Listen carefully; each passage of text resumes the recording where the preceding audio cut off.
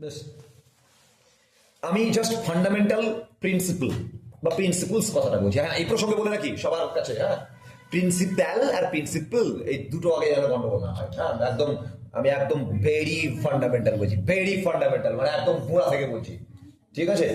Maximum ছেলে পেলে যে গন্ডগোলটা করে প্রিন্সিপালটার উচ্চারণ প্রিন্সিপাল করে।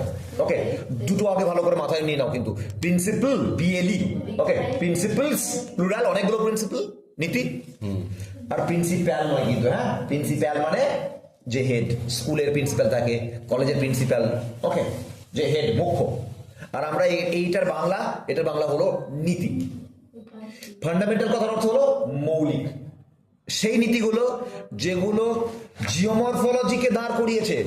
এই জিওমরফোলজির ভিত্তি স্থাপন, আমরা যেমন বিল্ডিং তৈরি করি, হ্যাঁ, ফ্ল্যাট যখন হয় তখন দেখবে কতগুলো পিলার তৈরি হয়, অথবা বাড়ি তৈরি করার আগে দেখবে মাটি কেটে একদম মোটা করে দেওয়াল তৈরি করে, তারপরে আস্তে আস্তে ছোট হতে হতে।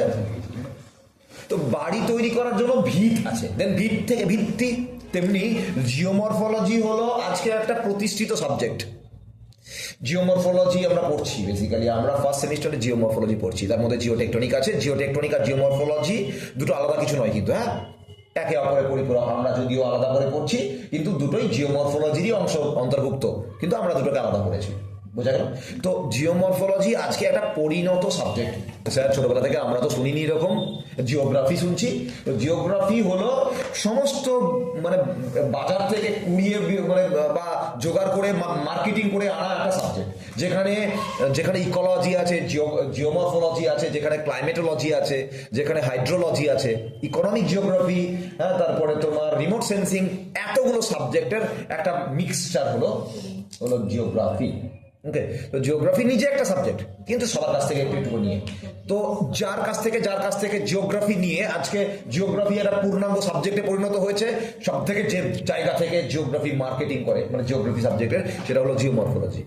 তাহলে জিওমরফোলজি নিজে একটা সাবজেক্ট এবং পরিণত সাবজেক্ট।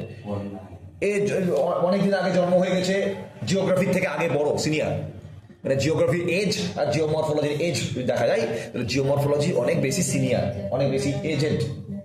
ওকে, এর বয়স বেশি। তো এই সাবজেক্টটা আজকে পরিণত সাবজেক্ট। তাহলে পরিণত সাবজেক্টকে যদি একটা বিল্ডিং ভাবি, তাহলে তার কিছু ভিত থাকবে, কলাম হবে, তো বাড়ি যেমন ভিত থাকবে। তো আমরা সেই জায়গা পড়ছি। আমাদের সিলেবাসের মধ্যে জিওমরফোলজির মধ্যে ফার্স্ট ইউনিটে, সাব ইউনিটে লেখা আছে fundamentals of, fundamental principles. Okay, উচ্চারণটা point to be noted, principal নয়, হ্যাঁ, principles, fundamental principles of geomorphology. জিওমরফোলজির কিছু মৌলিক নীতি, মানে আমরা যা যা পড়বো এগুলোর উপরে জিওমরফোলজি দাঁড়িয়ে আছে। ওকে, যেমন ধর্মের যাকে ধর্মগ্রন্থ, ওকে, কোরআন, বাইবেল, গীতা, এগুলো ধর্মের মেন জায়গা। তো ওইটার উপরে রেসপেক্ট করে ধর্ম চালিত হয়। ঠিক তেমনি জিওমরফোলজি যদি একটা ধর্ম হয়, তাহলে ধর্মগ্রন্থ কি? ফান্ডামেন্টাল প্রিন্সিপলস গুলো ধর্মগ্রন্থ। দেখবে লেখা থাকে কোরআনের অমুক জায়গায় এই লেখা আছে। দেখবে যারা যারা ইয়ে থাকে না, মানে কি বলে, যারা কি বলে মসজিদে যারা মৌলবি থেকে জিজ্ঞেস করবে, দেখবে তারা বলবে। ঠিক বাইবেলে দেখবে করে দেবে, তো ইংলিশ মিডিয়ামে বাইবেলের বহু জেসাস ক্রাইস্ট বলেছেন অমুক অনুচ্ছেদে, ওকে, প্যারাগ্রাফের অমুক অনুচ্ছেদে। দেন এইটাও শ্রীমদ ভগবদ গীতারও তাই, কোরআনেরও তাই, বাইবেলেরও তাই, অমুক অনুচ্ছেদ, এগুলো নামগুলো আলাদা আলাদা আছে। এগুলো অনুচ্ছেদ বলে না, আমাদের মতন প্যারাগ্রাফ, কত নম্বর পেজ, হ্যাঁ, এইসব চলে না, এটা ওটার আলাদা নাম আছে বিভিন্ন ধর্মগ্রন্থে। বুঝা গেল? ঠিক তেমনি জিওমরফোলজিদের কি একটা ধর্মগ্রন্থ হয়, রিয়েলি একটা ধর্মগ্রন্থ, ঠিক আছে? জিওমরফোলজি ধর্মগ্রন্থে যারা বিশ্বস্ত, তাদের ধর্ম কি জানো তো? তারা জিওমরফোলজিস্ট। ওকে, কোরআন ধর্মগ্রন্থে যারা বিশ্বাসী তারা ইসলাম, তাই তো? তো ঠিক তেমনি যারা বাইবেলটাকে ফলো আপ করে তারা হচ্ছে খ্রিস্টিয়ান। ওকে, ঠিক তেমনি যারা প্রিন্সিপালস অফ দ্য জিওমরফোলজি, এই ধর্মগ্রন্থ, মানে এই ধর্মগ্রন্থ যারা মেনে চলে, তারা জিওমরফোলজিস্ট। ওকে, তো এই জিওমরফোলজি যে ধর্মগ্রন্থ, সেই ধর্মগ্রন্থের আসল যে অনুচ্ছেদ যেগুলো আছে না, কোরআন বাইবেলের মতো, ওকে, শ্রীমদ ভগবদ গীতার মতো, তো সেইগুলো আমরা পড়ছি। বোঝাতে পারলাম কি পড়ছি? তাহলে ভেরি ক্রুশিয়াল, খুব গুরুত্বপূর্ণ, কারণ এইখানে যদি ভুলভাল লেখা হয় না তাহলে ধর্মগ্রন্থ চেঞ্জ হয়ে যাবে। এই জায়গাটা হচ্ছে আসল মেরুদণ্ড বলতে পারি আমরা। ক্লিয়ার? এটা একটা নয়, অনেকগুলো আছে, তার জন্য ফান্ডামেন্টাল। ওকে, যেমন মৌলিক পদার্থ ফিজিক্স দিয়ে ব্যাখ্যা করি। মৌলিক পদার্থগুলো তৈরি হয় কি দিয়ে? সরি, ভুল বলছি, যৌগিক পদার্থগুলো তৈরি হয় কি করে? অনেক মৌলিক পদার্থ দিয়ে। কটা যেন 105টা না কটা মৌলিক পদার্থ আছে না, মনে আছে? মেন্ডেলের পর্যায় সারণী, hydrogen, helium, lithium, beryllium, boron, carbon, এর উপরে 105টা আছে তো না? তো ওই 105টা মৌলিক পদার্থ দিয়ে এই মিক্সিং রেশিও মেনটেন করে আমরা বিভিন্ন রকম যৌগিক পদার্থ তৈরি করতে পারি। গোটা পৃথিবীতে যৌগিক পদার্থ প্রচুর আছে। এই যৌগিক পদার্থগুলোর মধ্যে মৌলিক পদার্থ আছে, দেন প্রত্যেকটাই হলো মৌল এবং তা থেকে তৈরি হয় যৌগ। তো জিওমরফোলজি যদি একটা যৌগ হয় তাহলে তার মৌলিক পদার্থগুলো কি? তাহলে তার মৌলিক পদার্থগুলো হলো, তার মৌলিক পদার্থগুলোই পড়ছি আমরা। ওকে, কি জিনিস বলছি আমি এক এক করে, 1 by 1। ওকে, এটা কিন্তু একটা নয়, কিন্তু অনেক আছে। প্রিন্সিপলস বলা হয়েছে, তার জন্য আমরা প্রিন্সিপলস বলছি। ফান্ডামেন্টাল প্রিন্সিপলস, দেখো প্রিন্সিপাল বলতাম, প্রিন্সিপল বলতাম, বোঝা গেল? এইটা জিওমরফোলজির মধ্যে প্রিন্সিপাল, কেন? মুখ্য। ওকে, বোঝা গেল? আমি এক্ষেত্রে প্রিন্সিপাল কথাটা কেন বললাম? কারণ জিওগ্রাফির মেইন, তাই প্রিন্সিপাল। আর জিওগ্রাফির ভিত্তি বা নীতি, তাই প্রিন্সিপলস। ক্লিয়ার? উচ্চারণ যেন ঠিক থাকে, প্রিন্সিপাল আর প্রিন্সিপলস। ওকে, কলেজের প্রিন্সিপালকে প্রিন্সিপাল বলিস না, আর এটাকে প্রিন্সিপাল করিস না, তাহলে কিন্তু গন্ডগোল হয়ে যাবে। ওকে, এইবার আমাদের মোটামুটি 10টা মতো প্রিন্সিপলস আছে। এই প্রিন্সিপলসগুলো এক একজন জিওমরফোলজিস্ট এগুলোকে অবতারণা করেন, মানে উপস্থাপন করেন। তার মধ্যে যে লোকটি এই প্রিন্সিপলসগুলো তৈরি করেছিলেন, যেমন করে বাইবেলে কি লেখা হয়? বাইবেলে কার জীবন লেখা হয়? কার গল্প লেখা আছে বাইবেলে? Jesus Christ. ওকে, কোরআনে কার গল্প লেখা হয়েছে? কার গল্প লেখা হয়? কার গল্প লেখা আছে? কার আছে? নবীদের, তার থেকে হযরত মুহাম্মদের আছে না? ঠিক তেমনি শ্রীমদ ভগবত গীতাতে কার গল্প লেখা আছে? শাহরুখ খানের? শ্রীকৃষ্ণের। ঠিক তেমনি জিওমরফোলজিতে যে নীতিগুলো লেখা আছে এগুলো তো কাউকে লিখতে হয়েছে না? কেউ তো একজন নবী আছে না? সে কে নবী? কোন নবী? কোন কৃষ্ণ? জানি না কোন কৃষ্ণ। ওকে, অথবা কোন জেসাস ক্রাইস্ট, এগুলোকে রোট ডাউন, মানে লিখেছে। কার সম্পর্কে লেখা হচ্ছে, কে লিখেছে? ওকে, যে লিখেছে তার নাম হলো জেমস হাটন। ক্লিয়ার? বুঝা গেল? জেমস হাটন কি? জেমস হাটন হলো জিওমরফোলজির যে ধর্মগ্রন্থ, সেই ধর্মগ্রন্থের রচিতা। বোঝা গেল? মনে থাকবে তো? জিওমরফোলজি ধর্মগ্রন্থের রচিতা হলেন জেমস হাটন। সাল 1785 সাল। ঠিক আছে, 1785 সালে জেমস হাটন এই ধর্মগ্রন্থটা লিখেন। ধর্মগ্রন্থটা লেখার সময় তিনি কতগুলো পয়েন্টকে উল্লেখ করেন। আজকে আমরা ফার্স্ট প্রিন্সিপল পড়বো। ফার্স্ট প্রিন্সিপল, নট প্রিন্সিপলস, একটা প্রিন্সিপল পড়ছি। হ্যাঁ, ওকে, সেই প্রিন্সিপলটার নাম শোনো, মুখস্থ করতে হবে। আমি বলবো, তোমরা মুখস্থ করবে। ঠিক আছে, নোটের মধ্যে লেখা নাই, এটা লিখতে হবে। হ্যাঁ, মানে আমি যে স্টাডি মেটেরিয়ালটা দিয়েছি তার মধ্যে কোনো জায়গায় উল্লেখ নাই। ক্লিয়ার? আমি বলতে শুরু করি, তোমরা শুনতে শুরু করো। ঠিক আছে, মুখস্থ করতে শুরু করতে হবে না, মুখস্থ এমনি হয়ে যাবে। শুনো, the same physical process and laws, the same physical processes and laws, the same physical processes and laws operating today, বলতে হবে সবাইকে। হ্যাঁ, ঠিক আছে, the same physical processes and laws operating today, the same physical processes and laws operating today, operated throughout the geological time, operated throughout the geological time. তাহলে কি দাঁড়ালো এখন পর্যন্ত? হয়নি এখনো। হ্যাঁ, দ্য সেম, ভালো করে শুনবে কিন্তু, মুখে বললে তোমার মুখস্থ হয়ে যাবে। যেদিন তুমি এটা পরীক্ষার হলে পাবে না সেদিন বুঝতে পারবে যে পড়া দরকার হবে না। তোমার ব্রেন এমনি চলবে, তোমাকে ভাবতে হবে না, হাত অটোমেটিক্যালি চলবে, ব্রেন উইদাউট ব্রেনের activity. The same physical processes and laws, Same physical processes and laws লিখে নিতে পারো। The same physical processes and laws operating today, operating today, operated throughout the geological time. Okay, এটা কিন্তু বাংলায় করলে হবে না, হ্যাঁ, বাংলায় করলে কিছু কিছু জিনিস বাংলায় করলে হয় না, বুঝলে তো বাংলায় করতে হবে। ঠিক আছে, কিছু কিছু জিনিস বাংলায় করলে হয় না। প্রত্যেক ধর্মগ্রন্থের কিছু কিছু জিনিস আছে, কোরআন যদি বাংলায় বলে কেমন লাগবে শুনতে? শুনেছ প্রেম? শুনি, ব্যাখ্যা দিয়েছে কেউ, অথবা শ্রীমদ ভগবদ্গীতার কিছু কিছু লাইন আছে, ওগুলোকে বাংলায় করে বলে, লোকে বুঝতে পারে না বলে।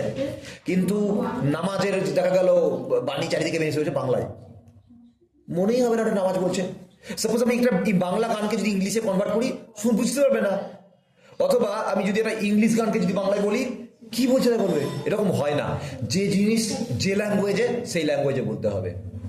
ওকে, প্রত্যেক ধর্মগ্রন্থ, যদি আমরা যদি বলি শ্রীমদ ভগবদ্গীতার শ্লোকগুলো অথবা বাইবেলের যে যে উক্তিগুলো আছে, আমি জানি না কি বলে, সেগুলোকে ওই ইংলিশেই বলতে হবে। ওকে, কোরআনের যে মূল্যবান বক্তব্য, সেগুলোকে উর্দু ল্যাঙ্গুয়েজেই বলতে হবে। তা না হলে কিন্তু ওর ভাব, ওর ফিলিংস নষ্ট হয়ে যাবে।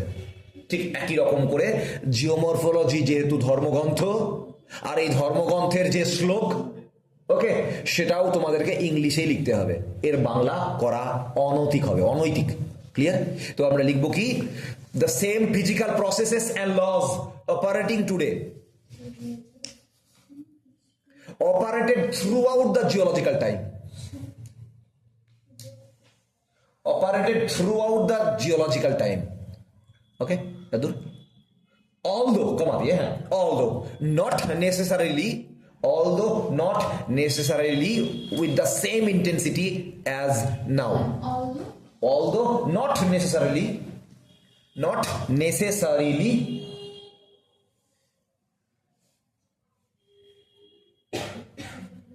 with the same intensity as now.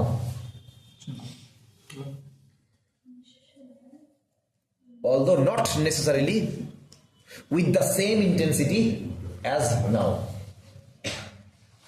তাহলে দাঁড়ালো এরকম যদি লেখা হয়ে যায়, the same physical processes and laws operating today operated throughout the geological time, although not necessarily with the same intensity as now. Clear? বাংলায় বলি, যদিও বাংলা করা উচিত নয়। ওকে, তবু বাংলা ছাড়া আমরা বুঝবো না, না তাই না? বুঝলে, যখন আমাদের কীর্তন হয় না হিন্দু ধর্মগ্রন্থের, তখন যে কীর্তনের যে কাজগুলো করে, কীর্তনের কি বলে কীর্তনেই বলে, হ্যাঁ। তো কি করে জানিস তো, শ্রীমদ ভগবদ্গীতার যে লাইনগুলো আছে না, আমিও থোড়াই বুঝিও, সব থোড়াই মাথার উপর দিয়ে, আমার মাথায় কিছু ঢুকে না। কৃষ্ণ বলেছেন না, একটা সংস্কৃত লাইন বলে দিল, তার ব্যাখ্যা দিয়ে দিবে যে এটা এটা এটা। ঠিক একই রকম ভাবে নবীরাও তাই করে। কারণ দেখবি কোরআনের যে গুরুত্বপূর্ণ ভাষা বা বাণীগুলো আছে, ঠিক আছে, তো সেগুলোকে পাঠ করে শোনাই দেন, এগুলোকে এক্সপ্লেন করে, তাই না? কারণ আমাদের মাথা দিয়ে আমরা তো দিগ্গজ না, না আমরা উর্দু জানি, না আমরা সংস্কৃত জানি। শ্রীমদ ভগবদ্গীতা সংস্কৃতে লেখা হয়েছে, আর কোরআন আমি যতটুকু জানি উর্দুতে লেখা, আরবিতে লেখা হয়েছে। হ্যাঁ, ভুল বলছি, হ্যাঁ, ঠিক আছে, মার্জনা করবে যারা দেখছে। আর এর সঙ্গে কোনো ধর্মের কোনো ব্যাপার নাই কিন্তু, হ্যাঁ, ধর্ম নিয়ে এখন তো চলছে চারিদিকে, ঠিক আছে, ধর্ম নিয়ে কথা বলাটা ভয় লাগে, ঠিক আছে, কিন্তু আমরা জিওমরফোলজি, প্রিন্সিপালস অফ জিওমরফোলজি বলতে গেলে উইদাউট ধর্ম হয় না, কারণ এটা নিয়ে ধর্মের মতোই।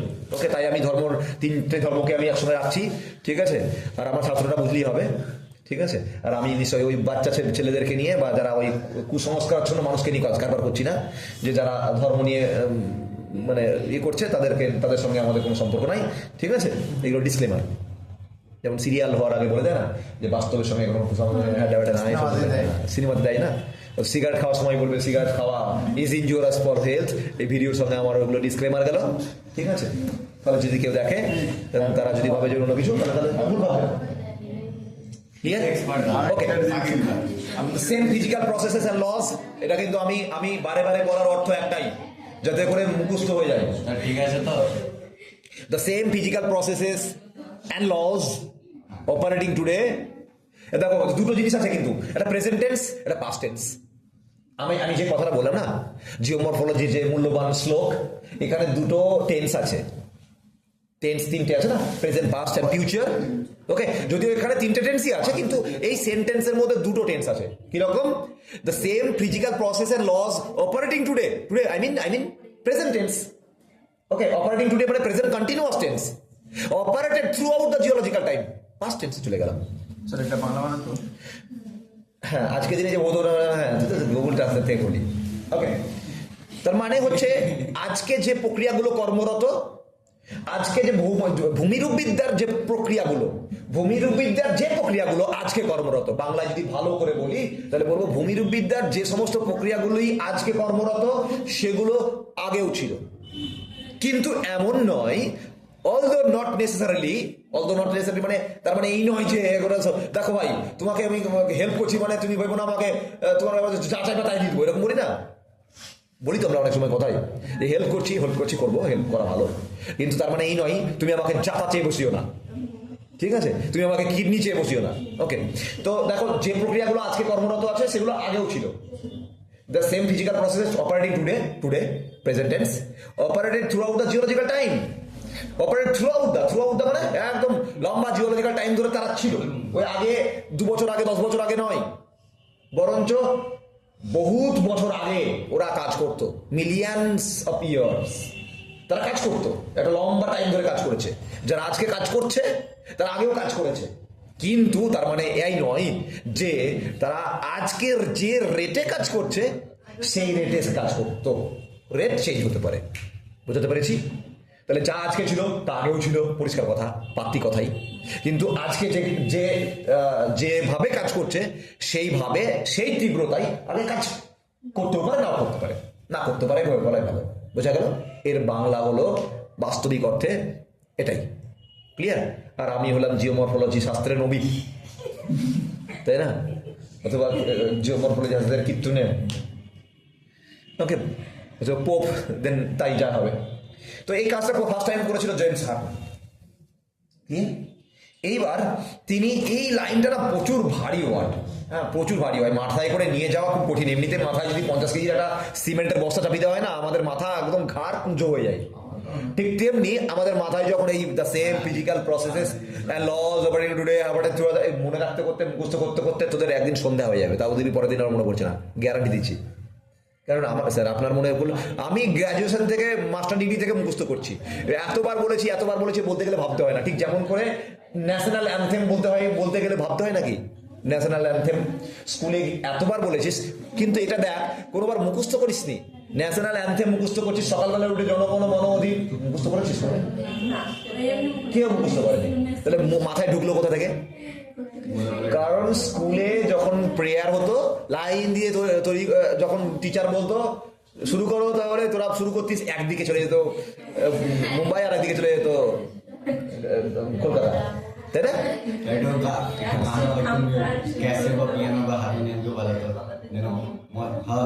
তো ইংলিশ মিডিয়ামে আমাদের ভাই বেঙ্গলি মিডিয়ামে সব হতো না তোদের ইংলিশ মিডিয়ামে সব সিনথেসাইজার থাকতো আমাদের খোল করতাল বাজানোর জন্য কেউ ছিল না আমাদের যেটা হতো আমরা বাংলা মিডিয়ামে ছাত্র আমাদের উপারের লাইনটা যখন শুরু হতো তখন এদিকে শেষ হতো আর হেডমাস্টার প্রত্যেকদিন গাল দিত আর হেডমাস্টার গাল দিত না প্রত্যেকদিন গাল দিত তোমাদের কবে শেখাবো যে একসঙ্গে কমন ব্যাপার ওকে নে যাই হোক মনে থাকবে তাহলে মুখস্থ হবে তো এই same physical process laws operating today এই যে এত বড় লাইন মনে রাখা খুব কঠিন বলে মনে হলো জেমস হার্টন এই মনে রাখার জন্য বলে রাখি জেমস হার্টন বুঝলি ও হাঁটু গেড়ে জেমস খেত জেমস চকলেট দেখেছিস জেমস চকলেট গুলো খেয়েছিস বাচ্চারা খায় না 10 টাকা প্যাকেট এতগুলো থাকে এটা বলে থাকে অনেকগুলো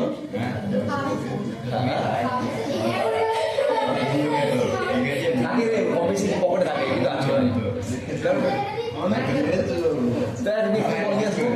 আমার বিধি তো ধর প্রত্যেক দিনে কিনে দিতে হয় জেমস হার্টন সরি যাই হোক জেমস হার্টন কি করতো জেমস হার্টন সেই ব্যক্তি যে হাঁটু গেড়ে জেমস খেত ক্লিয়ার তার নাম হচ্ছে জেমস হার্টন ক্লিয়ার তো তিনি দেখলেন বুঝলি তৌফিক যে তিনি দেখলেন যে এত বড় লাইন নিয়ে সংসার করা খুব কঠিন ওই the same physical process and laws তারপরে ভাগ করে দিই ছেলে পেলেদেরও এইটাকে না ছোট করার মানুষ ছোট করতে আজকাল এক্সপার্ট তাই না? আমাদের বড় বড় নাম থাকলে আমরা ছোট করে দিই, তাই না? বিট্টু, তারপরে রাজ, বেটা, তাই না? সিনেমার তো রাজ কমন নাম, তাই না? নাম তো শোনাই হোগা। ওকে, তো যাই হোক, सलमान खान के सल्लू भाई। হ্যাঁ, তো ঠিক তেমনি তিনি বললেন যে এত বড় নাম নিয়ে চালানো খুব কঠিন, মাথার উপর লোড হয়ে যাবে। হ্যাঁ, তো তিনি বললেন নামটাকে ছোট করে দেখ। তো তিনি বললেন, এটাকেই বলছেন তিনি principles of, listen to me, principles of uniformitarianism. হ্যাঁ, এটাও কিন্তু ছোট করতে গেলে কি হলো, ছোট তো হলো না, বরঞ্চ দাঁত ভাঙার একটা কিছু ওয়ার্ড তৈরি হলো। প্রিন্সিপলস অফ ইউনিফরমিটেরিয়ানিজম, তিনটে আমি ওয়ার্ড একটাই, ওকে, ওয়ার্ড একটাই, কিন্তু আমি তিনবার ভেঙে ভেঙে উচ্চারণ করছি। ওকে, ইউনিফরমিটেরিয়ানিজম, ওকে, ইউনিফরমিটেরিয়ানিজম। যদি চারটে ভাগে ভাগ করিস তাহলে তাই বা কর। ইউনিফরমিটেরিয়ানিজম, তাহলে কটা ভাগে হলো? 5টা ভাগে ভাগ করলাম আমি। ইউনিফরমিটেরিয়ানিজম, তা যদি না করো গ্যারান্টি ভুল হবে। 3টে ওয়ার্ড মিক্স করে দিয়েছে তো, ইউনিফর্ম, ফরমেশন, রিয়েলিজম। একদম ক্লিয়ার। এখানে কি কি শব্দ যোগ আছে? ইউনিফরমিটেরিয়ানিজম এই শব্দটা ডিকশনারিতে খুললে পাবে না কিন্তু। হ্যাঁ, দেখা গেল তোমরা ভাবছো যে বাড়িতে যাব দিয়ে অক্সফোর্ড ডিকশনারি আছে না, ইয়ামোটা, ওকে, অথবা এটি দেব, ওকে, ওই অক্সফোর্ডের ডিকশনারি খুঁজে তুমি খুঁজছো যে ইউনিফরমিটেরিয়ানিজমের বাংলাটা ঠিক কি, তুমি পাবে না। কারণ এই ওয়ার্ডটার জন্মদাতা জেমস হাটন, জেমস হাটনের তৈরি করা এই ওয়ার্ডটা। ক্লিয়ার? এরকম কোনো ওয়ার্ড পৃথিবীতে নাই। মনে আছে 3 Idiots এর কথা? রাজু রাস্তোগি, আর একটা ছিল কি জানো? হ্যাঁ, দিয়ে কেমিক্যাল রিয়াকশন দিয়ে একটা তৈরি করেছিল, পাড়া রাজু, কি এটা মনে আছে? না, বুঝতে পেরেছিলাম, মনে নাই। ফাড়া দেন রাজু, দুটো নাম করে নাইট্রেশন, কি জানো, ফাড়া রাজু নাইট্রিফিকেশন না কি এরকম নাম করেছিল, এরকম একটা নাম। এবার সবাই খুঁজতে লেগেছে বই যে কোথায় আছে ফারানাইট্রেট। হ্যাঁ, ফারানাইট্রেট, সিলভার নাইট্রেট শুনেছো, ঠিক আছে, পটাশিয়াম নাইট্রেট, সিলভার নাইট্রেট এসব শুনেছো, কিন্তু ফারানাইট্রেট। এবার এরকম ওয়ার্ড যখন ও বোর্ডে লিখেছিল, মনে আছে সেই নাম কি ছিল জানো? ভাইরাস। ওকে, ভাইরাস লিখে নেই। ভাইরাস যখন বলেছিল যে তোমরা পড়াশোনা ঠিক করছো তো, তখন বলেছিল যে একটা ওয়ার্ড লিখেছিল, ওকে বলেছিল পড়ানোর জন্য, ও পড়াতে এসে বোর্ডে একটা বড় ওয়ার্ড লিখে দিল, ফারানাইট্রেট, ঠিক আছে। তো ওই ওয়ার্ডটা দেখে সবাই কি করতে লেগেছিল? বই খুঁজতে লেগেছিল। ওকে, দেন কেউ খুঁজে পায়নি, তারপরে ব্যাখ্যা দিয়েছিল ওর বন্ধুর নাম ঢুকে আছে। ব্যাপারটা ঠিক তাই। এখানে জেমস হাটন এই নামটা তিনি তৈরি করেছিলেন 3 Idiots এর ওই ইয়ের মতো। আমির খানের রোলটার নাম কি ছিল না? আমির খানের নাম রাঞ্চোরের মতো। হ্যাঁ, রাঞ্চো। কি আছে এখানে? ওয়াট? ইউনিফর্ম, দ্যাট মিনস একই রকম। ওকে, ইউনিফর্ম, ওকে, ইউনিফর্ম, দেন মিটেরিয়ানিজম। হ্যাঁ, ইউনিফর্ম মানে একই রকম ভাবে, ঠিক আছে। হ্যাঁ, তো এটা একটা বাদ, ইজম মানে হচ্ছে বাদ, ওকে, মানে একটা ফিলোসফি, একটা দর্শন। তাই ইজম, আইএসএম মানে ইজম মানে হলো বয়াকার দ, বাদ মানে বাদ দাও, বাদ দে তোকে, এইসব নয়, এটা মতবাদ। ক্লিয়ার? আর ইউনিফর্ম মানে হচ্ছে একই রকম ভাবে, মিটেরিয়ানিজম মানে এখানে বলবো একই রকম ভাবে কাজ করা। কিছু জার্মান ওয়ার্ডকে ঢুকিয়ে তিনি এরকম একটা ওয়ার্ডের সমষ্টি তৈরি করেছিলেন, যার মানে হলো একই রকম ভাবে কাজ করার নীতি। বোঝা গেল? তার মানে এই ওয়ার্ডটার মানে যদি আমরা মানে বলি, ঠিক আছে, এর যদি ওয়ার্ডটার মানে বলি, এর মানে দেন তাহলে লিখবো the same physical processes operated throughout the geological time, not necessarily with the same intensity as now. Clear? এর মানে এটাই। বোঝা গেল? মানে ক্লিয়ার সবার কাছে? মানে আমরা জানি। তাহলে উচ্চারণটা কি হবে? এবার আমার চাই প্রোনাউন্সিয়েশন। ওকে, অত তাড়াতাড়ি বললে হবে না, ঠিক আছে? অত তাড়াতাড়ি বলার ক্ষমতা আমারই হয়নি এখন, তুই কি করে সাহস দেখাচ্ছিস? হ্যাঁ, এবার ঠিক আছে। নেক্সট কেউ? আমি শুনতে চাই, প্রোনাউন্সিয়েশন শুনতে চাই। হ্যাঁ হ্যাঁ, কেটে উচ্চারণ করলে গ্যাপ রাখছিস মাঝখানে, ওই গ্যাপটা করলে হবে না, একসঙ্গে বলতে হবে। মানে ভাববি কেটে কেটে, কিন্তু বলবি টেনে টেনে। বোঝা গেল? ইউনি, এই তো, হ্যাঁ। সবাই আরেকবার তোমাদের কাছ থেকে Uniform materialism. হ্যাঁ, Uniform materialism. মিটে রিয়ালিজম, হ্যাঁ, আর এর উচ্চারণটা যেন থাকে মিটে রিয়ালিজম। ওকে, এই উচ্চারণটা ঠিক করে করতে হবে কিন্তু যেদিন কলেজে পড়াবে না, এটা কলেজে পড়ানো হয়েছে কি? কলেজে পড়াবে কেউ, কোন একজন স্যার পড়াবে, স্যার ম্যাডাম পড়াবে, সেই দিন যেন ঠিকঠাক বলতে পারো। আর সেদিন যদি ঠিকঠাক বলতে পারো তাহলে আমি গ্যারান্টি দিচ্ছি কলেজের স্যাররা তোমার দ্বারা ইমপ্রেসড হবে, যে স্যার পড়াবে সে ইমপ্রেসড হবে। ঠিক আছে, আমার তো কম্পিউটারে যা কাজ করে এমনি প্রেস্টেশন করে। বেশ, এবার মানে বলবো। হ্যাঁ, এবার আমরা টু পাই আমরা এর অর্থ বুঝবো। ঠিক আছে, ছবিগুলো এখন আপলোড করেননি, বুঝলাম। আমি বলেছিলাম যে, ঠিক আছে, আমি বলেছিলাম যে পরে দেখি।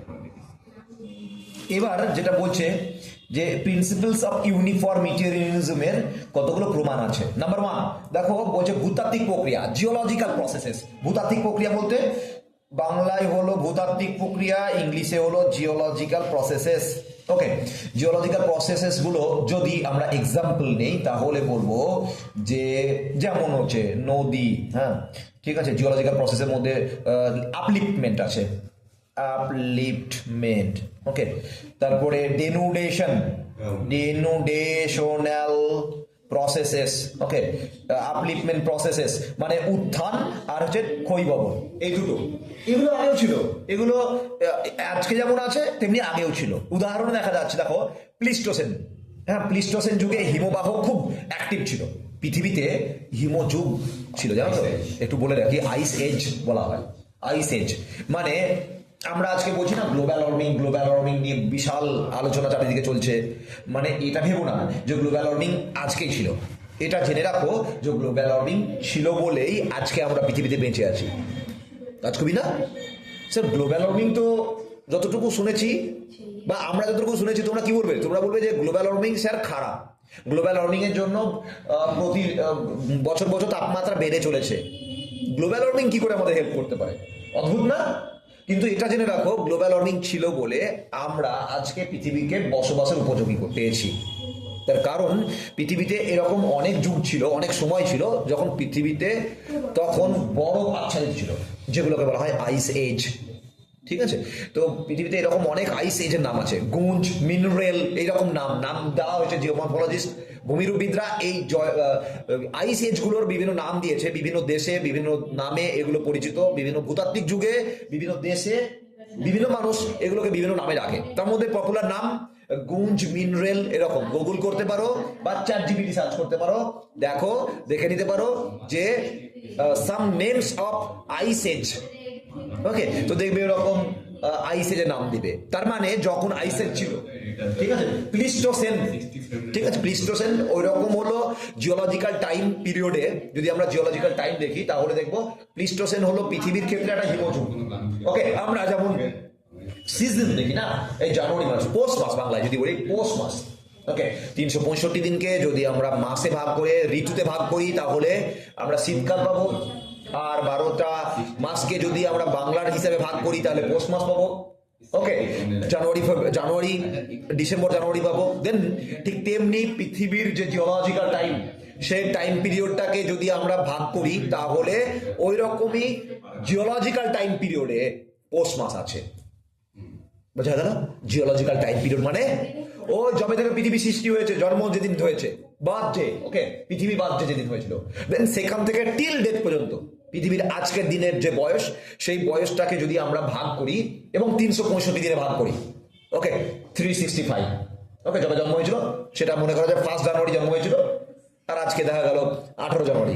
ওকে, সাপোজ 365 দিনে একদম শেষের দিকে। হ্যাঁ, তো এই রকম জায়গায় পৃথিবীর ঋতুর পরিবর্তন ঘটেছে এবং যেমন 365 দিনের ঋতু আছে, ঠিক তেমনি পৃথিবীর ক্ষেত্রেও কখনো কখনো পৌষ মাস মানে উইন্টার সিজন ছিল, যে পৌষ মাসগুলোকে বলা হয় আইস এজ। ক্লিয়ার? মনে থাকবে, এই আইস এজগুলোর অবসান ঘটিয়েছে গ্লোবাল ওয়ার্মিং। এখন গ্লোবাল ওয়ার্মিং কি করে হলো আর কেনই বা আইস এজ হলো? তাহলে একটা জিনিস তোমাদেরকে বলে রাখি, আইস এজ এর কারণ হলো গ্লোবাল ওয়ার্মিং। গ্লোবাল ওয়ার্মিং কেন হয় জানো? অতিরিক্ত কার্বন ডাইঅক্সাইডে যখন লেয়ার তৈরি হয়, পৃথিবীর বায়ুমণ্ডল ভেদ করে সূর্যের আলো পৌঁছাতে পারে, পৌঁছায় ঢুকে, কিন্তু বেরোতে পারে না, পৃথিবীর চারিদিকে আবদ্ধ হয়ে যায়, ব্লক হয়ে যায় এবং পৃথিবীর তাপমাত্রা বাড়তে থাকে। এই যে প্রসেস, এটাকে বলা হয় গ্লোবাল ওয়ার্মিং। ঠিক একই রকম ভাবে গ্লোবাল ওয়ার্মিং এর একটা উল্টো প্রক্রিয়া চলে, যাকে বলা হয় গ্লোবাল ডিমিং বলা হয়। গ্লোবাল ডিমিং জেনে রাখো, যদি না জানতে তাহলে জেনে রাখো, ডিকশনারি আপডেট করে রাখো, ব্রেন ডিকশনারি আপডেট করে রাখো, যে গ্লোবাল ডিমিং বলে একটা বিষয় আছে, যার মাধ্যমে বলা হয় যে প্রক্রিয়ার মাধ্যমে পৃথিবী উত্তপ্ত হওয়ার পরিবর্তে শীতল হয়, পৃথিবী শীতলীকরণ প্রক্রিয়া। এই গ্লোবাল ডিমিং গুলো কারণে পৃথিবী কখনো কখনো আইস এজের অধীনস্থ হয় এবং তখন পৃথিবীতে বিভিন্ন রকম প্রজাতির বিলুপ্তি ঘটে প্রচন্ড ঠান্ডার জন্য। আর এই আইস এজ গুলোর এগেইন পরিবর্তন ঘটিয়েছে জলবায়ু পরিবর্তনের মধ্যে ওই গ্লোবাল ওয়ার্মিং। ওকে, এইভাবে ice age, global dimming ice age তৈরি করেছে এবং গ্লোবাল ওয়ার্মিং আইস এজের অবসান ঘটিয়েছে। প্লিস্টোসেন হলো ওই রকমই একটা যুগ, ভূতাত্ত্বিক যুগে প্লিস্টোসেন হলো এরকম একটা যুগ যখন পৃথিবীর উপরে বরফ রাজ করত। ওকে, যখন পৃথিবীর উপরে স্নোফল বেশি হতো, যখন পৃথিবীর উপরে আইস এজ ছিল। তো আইডিয়া চাইলে আইসিস মুভিগুলো দেখে নিবে। কেউ যদি বেশি জানতে চাও আইস এজ কেমন ছিল, তাহলে তৌফিকের সঙ্গে যোগাযোগ করবে। ওকে, লিঙ্ক পাঠিয়ে দেবে। হ্যাঁ, ওকে, বোঝা গেল আইস এজ কি জিনিস। এই আইস এজ গুলো প্লিস্টোসিন যুগে ছিল। তার মানে আমরা যদি বলি যে glacier geomorphic activity, glacier activity মানে কি? হিমবাহের ক্ষয়কার্যের প্রক্রিয়া। আমরা পড়ছি না জিওমরফোলজিতে, এই জিওমরফোলজির মধ্যে দেখো এখানে আছে গ্লেসিয়াল অ্যাক্টিভিটি, এই গ্লেসিয়াল ইরোশন, গ্লেসিয়াল ডিপোজিশন আছে। এই গ্লেসিয়াল অ্যাক্টিভিটি গুলো সব থেকে বেশি পৃথিবীর মধ্যে সব থেকে বেশি কোন সময়ে ছিল? তাহলে আমাদের অ্যান্সার হবে প্লিস্টোসিন যুগে। ক্লিয়ার? এই প্লিস্টোসিন যুগে এই জিওলজিক্যাল প্রসেসগুলো বেশি ছিল এবং ক্ষয়ীভবন, অগ্নিভবনের যে প্রক্রিয়াগুলো ছিল, হিমবাহের ক্ষয়কার্যের ফলে গঠিত ভূমিরূপগুলো, সেগুলোও ছিল। ক্লিয়ার? যেটা আজকেও আছে। আজকে হিমালয়ের মাথায় যদি দেখি তাহলে দেখব মাউন্টেন গ্লেসিয়ার আছে।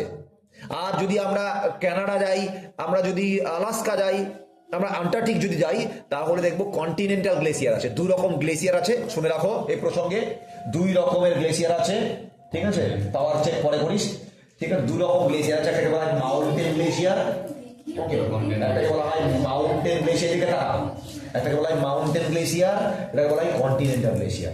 মাউন্টেন গ্লেসিয়ার মানে যে গ্লেসিয়ার বা হিমবাহগুলো পাহাড়ের মাথায় থাকে, ওকে, আর যেগুলো কন্টিনেন্টের মধ্যে থাকে, আই মিনস আন্টার্কটিকে থাকে, আর্কটিকে থাকে।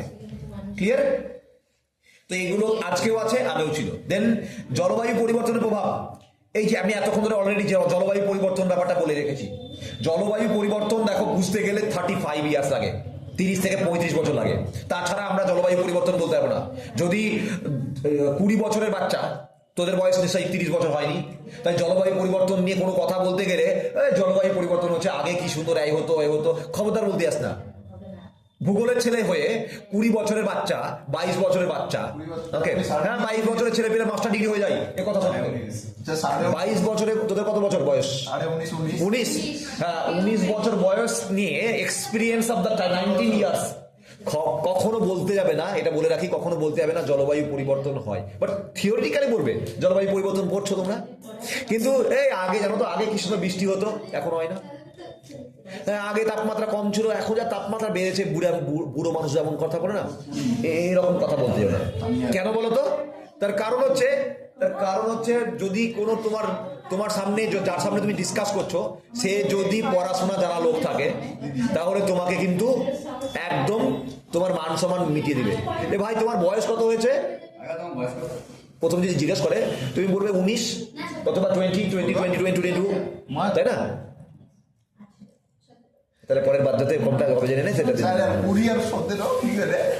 এটা তো ভাবতে হবে, কনফিউশন 19 গ্র্যাজুয়েশন আর 16 থেকে মাধ্যমিক দেয় 2008 এর সব কিছু তোমার কলেজের বলে গেছে ক্যারি অন। তো যাই হোক, 18 এখানে আছে। তো যাই হোক, যেটা বলছি সেটা শোনো, ঠিক আছে? আমি যেমন এজ বলছো না, এই বার্থডের সময় বার্থডে একটা লিস্ট বানিয়ে দিও, হ্যাঁ? সবার জন্য বলে রাখি, ঠিক আছে? বার্থডে লিস্ট বানিয়ে রাখিও, সেদিন কিন্তু যার যেদিন বার্থডে হবে আমরা আমরা গিফট দিব, সেটা নিয়ে চিন্তা নাই। চাঁদা দিলে আমরা গিফট দিব, কিন্তু ওই যে যার যেদিন বার্থডে থাকবে তাকে সেদিন খাওয়াতে হবে, ঠিক আছে? তো কে কত ছোট কে কত বড় দেখছি। আচ্ছা, আমি আর বিরিয়ানি বললে কি আছে? খাওয়াই আমরা বাদ চিকেন বিরিয়ানি।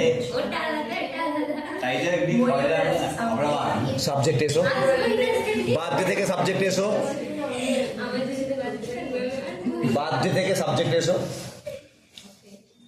ওকে, যাও। তাহলে যেটা বলছিলাম, সেটা কি বলছিলাম জানো? কি বলছিলাম? জলবায়ু পরিবর্তন। তাহলে জলবায়ু পরিবর্তন বোঝা গেল কি জিনিস? জলবায়ু পরিবর্তনকে বুঝতে গেলে মিনিমাম কত বছর লাগে? 30 থেকে 35। আর 30 থেকে 35 বছরের এক্সপিরিয়েন্স থাকা দরকার আছে, তাই? তার আগে কোনো জলবায়ু পরিবর্তন বোঝা যায় না। তাহলে জলবায়ু পরিবর্তন হচ্ছে, এবং এর ফলে কি হচ্ছে জানো তো? এই জলবায়ু পরিবর্তনের জন্য কি হয়েছে জানো? এটা এটা জেনে রাখো, এটা একটা বিষয়, একটা মজার বিষয়। যদি আমরা সাহারা মরুভূমিতে গিয়ে যদি আমরা স্টাডি করি, দেখবো যে ওখানে অনেক, কবে যাবো গুগল আর্থে, সাহারা মরুভূমিতে যদি আমরা যাই তাহলে দেখবো যে ওখানে এমন অনেক ল্যান্ডফর্ম আছে, যে ল্যান্ডফর্মগুলো মৌসুমী জলবায়ুতে তৈরি। মানে এরকমই, যদি আমরা যদি রাজস্থান যাই, রাজস্থানের আরাবল্লী পর্বত আছে না? রাজস্থানে আরাবল্লী পর্বত, তো সবাই ঠিক বলছি তো? দেখো, রাজস্থানে ঢোকার আগে আরাবল্লী পর্বত আছে বলে রাজস্থান হয়েছে। ওকে, হ্যাঁ, আরাবল্লী এখন খুব একদম ইয়েতে আছে, টিআরপিতে আছে, হাই একদম টিআরপিতে আছে। আরাবল্লী পর্বতের পশ্চিম ঢাল শুষ্ক। আরাবল্লী পর্বতের জন্য মরুভূমি তৈরি হয়েছে, থর মরুভূমি তৈরি হয়েছে, থর মহেন্দ্র থর নয়, হ্যাঁ। তো যাই হোক, থর মরুভূমি তৈরি হয়েছে। ওকে, এই আরাবল্লী পর্বতটা কেমন মরুভূমি জানো? কেমন পাহাড় জানো? কে বলতে পারবে আরাবল্লী কিরকম পাহাড়? ক্ষয়জাত পর্বত। আরাবল্লী হলো ক্ষয়জাত পর্বত। ও ঠিকই বলেছে, ক্ষয়জাত ভঙ্গিল পর্বত। এবার আরাবল্লীর পশ্চিম ঢাল যদি দেখি, আরাবল্লীর পশ্চিম ঢাল দেখলে দেখবো যে আরাবল্লীর পশ্চিম ঢাল হলো মরুভূমি প্রবণ, মরুপ্রায়, সেমি এরিড বলা হয়, মরুপ্রায়। এখন প্রশ্ন হলো, যেখানে ভঙ্গিল পর্বত তৈরি হচ্ছে সেখানে কি করে মরুপ্রায় জলবায়ু থাকবে? বেসিক প্রশ্ন। যে জায়গাতে মরুপ্রায় মানে মরুভূমির মতন পরিবেশ, সেখানে ভঙ্গিল পর্বত কি করে থাকতে পারে? তাই না? তার মানে আমি বলতে চাইছি, যেখানে ভঙ্গিল পর্বত তৈরি হয়েছে সেখানে কেমন জলবায়ু থাকার কথা? আরে পলি সেখানেই জমে যেখানে বৃষ্টি বেশি হয়, তাই তো? ঠিক বলছি তো? এখন মরুভূমিতে পলি কি করে আসবে? তার মানে এটাই, আরাবল্লী আজকে যেখানে আছে, আজ থেকে লক্ষ লক্ষ বছর আগে ওখানে মৌসুমী জলবায়ু ছিল।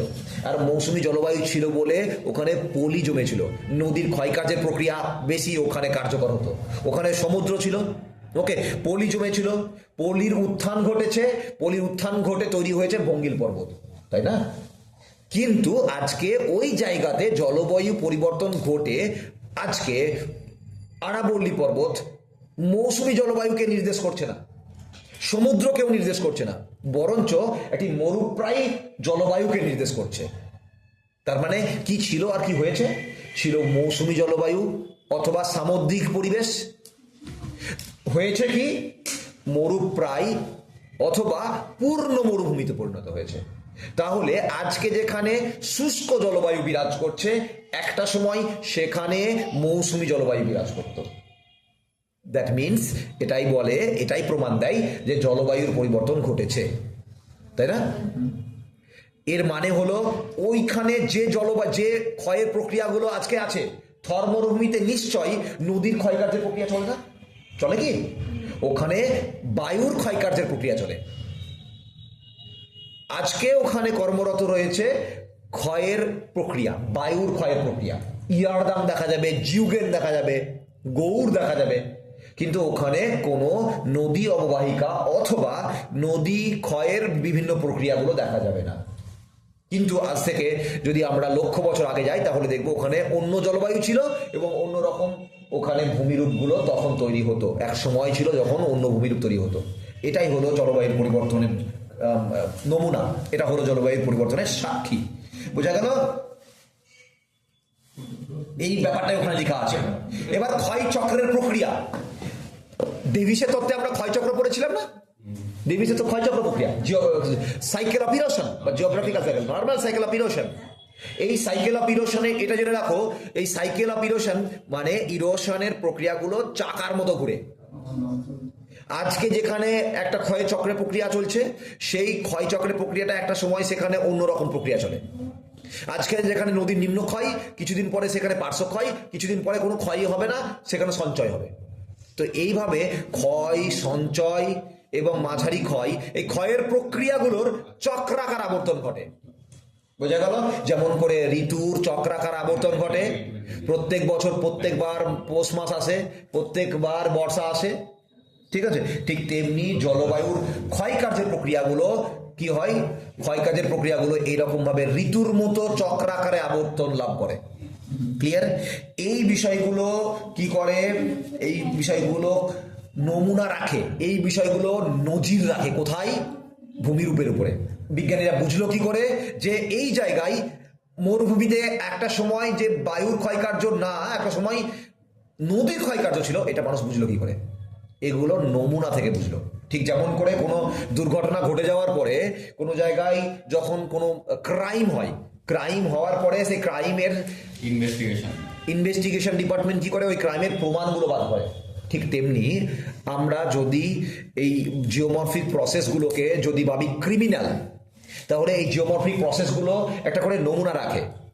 ওকে, সিআইডি বলে একটা সিরিয়াল হতো না আগে? ঠিক ইনভেস্টিগেশন সিআইডি বা এই সমস্ত ডিটেকটিভ নিয়ে যত সিনেমাগুলো হয়, বা ফেলুদা নিয়ে যত এপিসোডগুলো আছে, এখানে একটা কথা বলে, প্রত্যেক ক্রাইম বা ক্রিমিনাল যখন ক্রাইম করে তখন তার নমুনা রাখবেই। ক্রিমিনাল চেষ্টা করে তার ক্রাইমকে হাইড করানো, কিন্তু এটা ইম্পসিবল। সিআইডি, ডিটেকটিভ, ফেলুদা এই সিরিজগুলো বা যদি প্রবন্ধগুলো পড়ে থাকো, মানে ফেলুদার গল্পগুলো যদি পড়ে থাকো, তাহলে দেখবে কম বেশি ফেলুদা বলছে এবং সিআইডি অফিসার বলছে যে কিছু তো থাকবেই, হ্যাঁ তফসে, ইয়েস, ফেলুদা তফসে। তো এক কথা আমি যেটা বলতে চাইছি, যখন কোনো ক্রিমিনাল যখন ক্রাইম করে, সে যতই চেষ্টা করুক না কেন, ক্রিমিনাল তার ক্রাইম হাইড করতে পারে না, ক্রিমিনাল তার ক্রাইম মুছে ফেলতে পারে না। কিছু তো থাকবেই যেগুলো মুছে ফেলা খুব কঠিন। এমনও হতে পারে যে তার মাথা থেকে একটা চুল খুলে ফেলেছিল, সেটা সে বুঝতে পারেনি। সেই চুল থেকেও কিন্তু ডিটেকটিভ গিরি করে, কখনো কখনো ইন্সপেকশন করে, কখনো কখনো ক্রিমিনালকে ধরা সম্ভব, বা ধরেও। ফরেন্সিক ডিপার্টমেন্ট এই ডিএনএ অ্যানালাইসিসগুলো করে এবং এগুলো থেকে বোঝা যায় যে কে ক্রাইম করেছে। ঠিক একই রকম ভাবে জিওমরফিক প্রসেসগুলো, ভালো করে শোনো কিন্তু, জিওমরফিক প্রসেসগুলোকে যদি আমি ক্রিমিনাল ভাবি, আর ভূমিরূপগুলো যে নমুনাগুলোকে রাখে সেগুলোকে যদি আমরা বলি সবুত, ওকে, নমুনা মানে হলো যে ক্রাইমের যে কি বলে ওগুলোকে, ক্রাইম করার পরে যে নিদর্শনগুলো থাকে, সেই নিদর্শনগুলোকে যদি ভাবি আমরা একটা করে এভিডেন্স বলি, তাহলে ক্রিমিনাল তার ক্রাইমের করার পরে তার নমুনা রেখে দিবে, সবুত রাখবেই। ওকে, বিজ্ঞানীরা, জিওমরফোলজিস্টরা হলো এক্ষেত্রে ডিটেকটিভ। জিওমরফোলজিস্টদের রোল হলো as a detective, as a Feluda. তারা ওই নমুনাগুলোকে সংগ্রহ করে, তার ফরেন্সিক টেস্ট করে, জিওক্রোনোলজি করে, অথবা রেডিও কার্বন ডেটিং করে, আরো অনেক পদ্ধতি আছে, জিওমরফিক সিগনেচার দেখে বিজ্ঞানীরা বলে দেন যে ওখানে একটা সময় কোন ক্রিমিনাল, কোন জিওমরফিক প্রসেস, ক্রিমিনাল কোন জিওমরফিক প্রসেস ওখানে কাজ করেছিল। বুঝতে পারলাম? ওকে, তাই বলা আছে এখানে এই পয়েন্টে। ওকে, তাই বলা আছে চক্রের প্রক্রিয়া, ওই ক্ষয় চক্রের প্রক্রিয়াগুলো দেখে আমরা কিন্তু বুঝতে পারি যে ওখানে কোন ক্রিমিনাল কি ক্রাইম করেছিল। ওকে, ইনভেস্টিগেশন করে। তারপরে উদাহরণে বলা আছে নদী যদি ক্রিমিনাল হয়, তাহলে তার ক্রাইম এভিডেন্স কি থাকবে? নিশ্চয়ই ক্ষয়জাত এবং সঞ্চয়জাত ভূমিরূপ থাকবে। যেমন রিভার মিয়েন্ডার, গুগল আর্থ করে দেখতে পারো গুগল আর্থে দেখবে যে আমাদের মুর্শিদাবাদ জেলায় এরকম অনেক জায়গা আছে নদী নাই, কিন্তু জমিগুলো জানো তো জমিগুলোর একটা প্যাটার্ন তৈরি করেছে।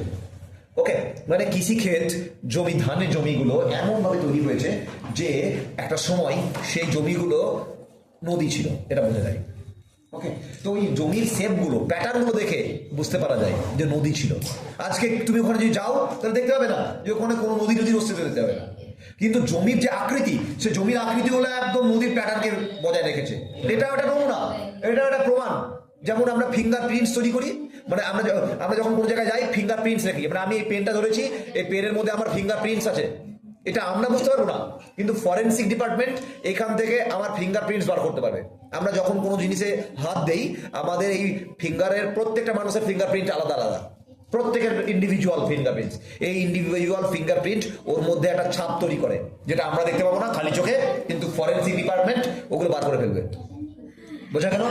ঠিক তেমনি নদীর ক্ষয়কার্যের প্রক্রিয়া যদি ক্রিমিনাল হয়, তাহলে ও কোনো ফিঙ্গারপ্রিন্টস অথবা ফুটপ্রিন্টস রেখে দেবে।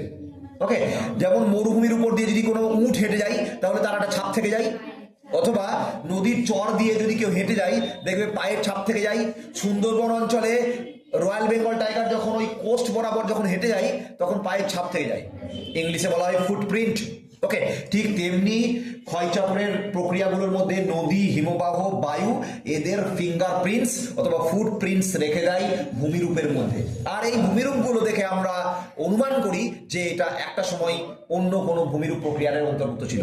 মানে মরুভূমিতে যদি আমরা রিভার মিয়েন্ডারিং এর কোনো ছাপ পাই, তাহলে কি বুঝবো? তাহলে নিশ্চয়ই এখানে নদী এসে একটা সময় মস্তানি করতো। ওকে, যদি আমরা যে আজকে যেখানে নদীর ক্ষয়কার্যের প্রক্রিয়া প্রচুরভাবে চলছে, সেখানে যদি ভ্যান্টি ফ্যাক্ট দেখি, তাহলে কি বুঝবো? যে একটা সময় এখানে বায়ু এসে মস্তানি মারত, তাই না? তো ব্যাপারগুলো ঠিক এরকমই। ভূগর্ভের জলের প্রক্রিয়াও আছে, ভূগর্ভের ভৌমজল, এই ভৌমজল কখনো কখনো কোনো কোনো জায়গায় সিঙ্কহোল, তারপরে স্ট্যালাগমাইট তৈরি করে। তো যদি আমরা কোথাও যদি সিঙ্কহোল দেখি, কিন্তু সেটা জলবায়ু কেমন, দেখা গেল মরুপ্রায় জলবায়ু, দেখতে পাচ্ছি সিঙ্কহোল, তাহলে কি বুঝবো? এখানে ভৌমজল একটা সময় কাছেই ছিল। আজকে হয়তো প্রচন্ড উষ্ণতার জন্য ভৌমজল অনেকটা লেয়ার নেমে গেছে, কিন্তু একটা সময় এখানে ভৌমজল ছিল। ক্লিয়ার? ঠিক একই রকম ভাবে তীব্রতার পরিবর্তন, কিন্তু তীব্রতা একই সময় ছিল না। হ্যাঁ, তীব্রতা একটা সময় কিন্তু কম ছিল বা বেশিও থাকতে পারে। যেমন প্লিস্টোসেন যুগে হিমবাহ হেভি কাজ করতো, কিন্তু আজকে অতটা জোরে কাজ করে না। ওকে, মানে যত সময় যায় ভূমির উপর প্রক্রিয়াগুলো আস্তে আস্তে আস্তে আস্তে ক্ষীণ হয়ে যায়। যেমন বয়স বাড়লে মানুষের অ্যাক্টিভিটি কমে যায়। যেমন যারা ক্রিকেটার, তারা একটা সময় পরে জানো তো খেলা থেকে রিটায়ারমেন্ট নেই, রিটায়ারমেন্ট মানে তারা অবহতি, মানে কি বিরতি নাই। ওকে, ভলান্টারি রিটায়ারমেন্ট নাই। এর কারণ কি? তারা আর পারে না, পেরে উঠতে পারে না। ঠিক তেমনি কোনো একটা জিওমরফিক প্রসেস যখন শুরু করে, তখন যে রেটে কাজ করে, তার তীব্রতা জলবায়ু পরিবর্তনের সঙ্গে সঙ্গে তার তীব্রতা কমে যায়। বুঝতে পারলাম? মানে বায়ুর কাজকর্ম থর মরুভূমিতে যতটা কাজ করবে, আমাদের এখানে কিন্তু ততটা কাজ করবে না। কিন্তু এখানেও বায়ু আছে, তাহলে বায়ু এখানে নাই বললে ভুল হবে, বায়ু আছে কিন্তু তীব্রতা কম, তাই না? মরুভূমিতে বা আরাবল্লী পর্বতের পশ্চিম ঢালে নদীও আছে, ওখানে নদীও ক্ষয়ের প্রক্রিয়াগুলো অব্যাহত রেখেছে, কিন্তু যতটা গাঙ্গেয় সমভূমিতে নদী ক্ষয় করে, ততটা নিশ্চয়ই মরুভূমি অঞ্চলে ক্ষয় করবে না। তাই তীব্রতার পরিবর্তন দেখা যায়। তার জন্য প্রথম কথাতে বলা আছে the same intensity, although not necessarily with the same intensity as now। মানে তার মানে এই নয় আজকে যে প্রক্রিয়াটা কাজ করছে সেটা আগেও ছিল, কিন্তু এমন বললে ভুল হবে যে তারা আগে আজকের মতো তীব্রতা দিয়ে কাজ করতো। এমনও হতে পারে বর্তমান দিনে তাদের তীব্রতা বেড়েছে, আবার এমনও হতে পারে যে তীব্রতা কমে গেছে, আগে বেশি ছিল। আগে 10টা চলতো, এখন একটা। এইটাই ক্লিয়ার, বোঝা গেছে? তো এই জন্য তীব্রতার পরিবর্তন দেখা যাবে। হ্যাঁ, তো লাস্টে এই জন্য বলা আছে যে এই জন্য বলা হয় প্রেজেন্ট ইজ দ্য কি টু দ্য পাস্ট। ওকে, সস্তায় যদি বলি আমরা আমাদের মতন করে, না ইউনিফর্মিটেরিয়ানিজম, না প্রেজেন্ট দ্য সেম ফিজিক্যাল প্রসেসের লজ এন্ড অপারেটিং টুডে, সব বলবো না। তাহলে কি বলবো? খুব সহজ করে যদি বলি, তাহলে বলবো প্রেজেন্ট ইজ দ্য কি টু দ্য পাস্ট। মানে হলো বাংলা যদি বলি, তাহলে বলবো বর্তমানই হলো অতীতের চাবিকাঠি। আজকে টোটাল ভিডিওটা আমার বক্তব্যই থেকে গেল, কোনো রাইটিং এর কোনো রোল নাই। ক্লিয়ার? তাহলে বলা হয় এই জন্য প্রেজেন্ট ইজ দ্য কি টু দ্য পাস্ট। শব্দটা কি শুনেছো আগে? এটা 11-12 ছিল, মনে করে দেখো।